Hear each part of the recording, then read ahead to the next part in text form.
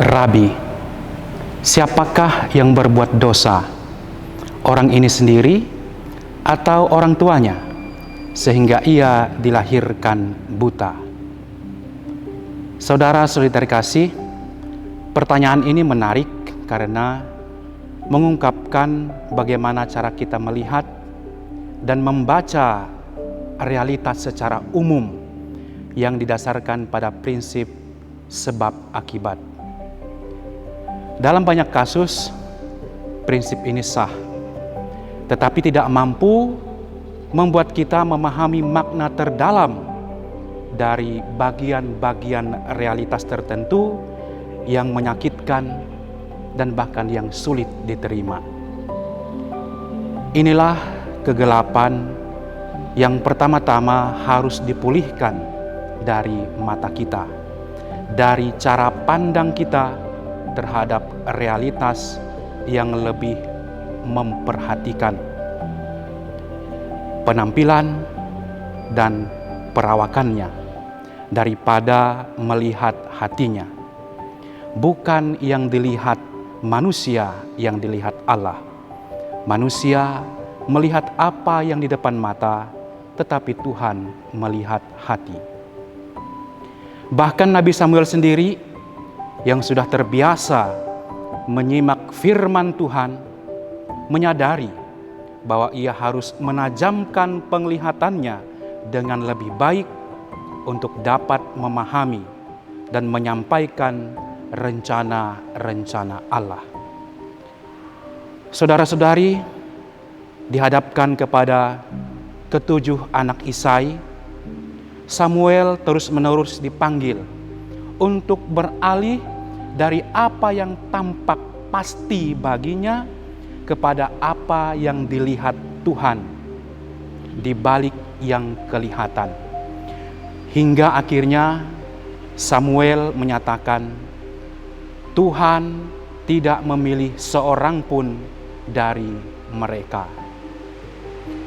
Saudara-saudari terkasih, Tuhan Yesus menawarkan kepada para murid sebuah jawaban yang mengharuskan mereka untuk mengubah arah pandangan mereka dari siapa menjadi bagaimana.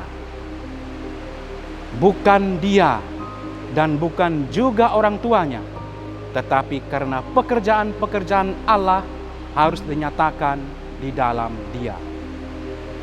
Peralihan dari siapa menjadi mengapa selalu menjadi pertobatan yang paling sulit dilakukan, yaitu beralih ke cara lain untuk memahami segala sesuatu dalam rencana Allah.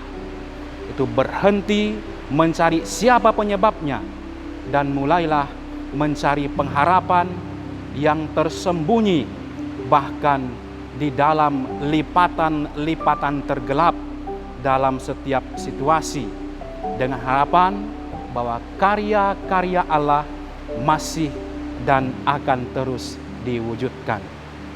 Saudara-saudari terkasih, memang ada satu hal yang hanya dapat dilakukan oleh Tuhan terhadap kemanusiaan kita. Kemanusiaan kita yang terluka dan yang belum terselesaikan. Setelah ia mengatakan semuanya itu, ia meludah ke tanah dan mengaduk ludahnya itu dengan tanah, lalu mengoleskannya pada mata orang buta itu dan berkata kepadanya, "Pergilah, basuhlah dirimu dalam kolam Siloam." Siloam artinya yang diutus. Maka pergilah orang itu, ia membasuh dirinya, lalu kembali dengan matanya yang sudah melek. Saudara-saudari, lewat firman-Nya dan hembusan Roh Kudus, Tuhan Yesus mampu mengubah setiap detil sejarah dalam pribadi kita menjadi sebuah kesempatan untuk mewartakan kerajaan-Nya. Maka penjelasan terbaik, terdalam, dan paling meyakinkan mengapa begitu banyak hal yang tidak dapat dijelaskan selalu tetap ada adalah supaya dalam perjumpaan kita dengan rahmat Kristus, kita dapat menjadi saksi yang berdaya guna bagi kasih Allah. Saudara-saudari, sisi-sisi gelap dan fakta-fakta suram dalam hidup kita tidak akan pernah mendapat penebusan penuh sampai kita bersedia membasuh diri dalam kolam perutusan.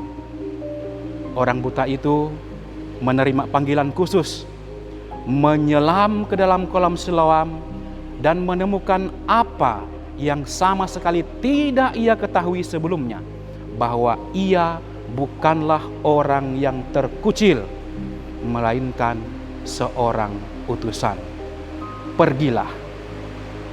Saudara-saudari, ada sesuatu yang tersembunyi dalam penderitaan kita, dalam setiap kebingungan kita, dalam kesendirian kita, yaitu sebuah kenyataan yang hanya terungkap kepada kita ketika kita mendengarkan firman Tuhan dan menerima misi yang dipercayakannya kepada kita. Saudara-saudari, orang yang buta sejak lahir mengalami transformasi yang luar biasa yang membuatnya dalam waktu yang sangat singkat menjadi serupa dengan Kristus, tersingkir dan terbuang karena kebenaran yang pada akhirnya dinyatakan dalam hidupnya. Orang yang disebut Kristus adalah Tuhan.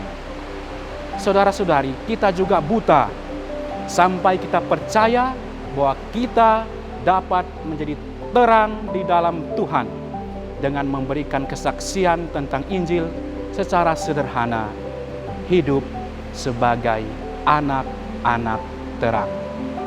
Amin.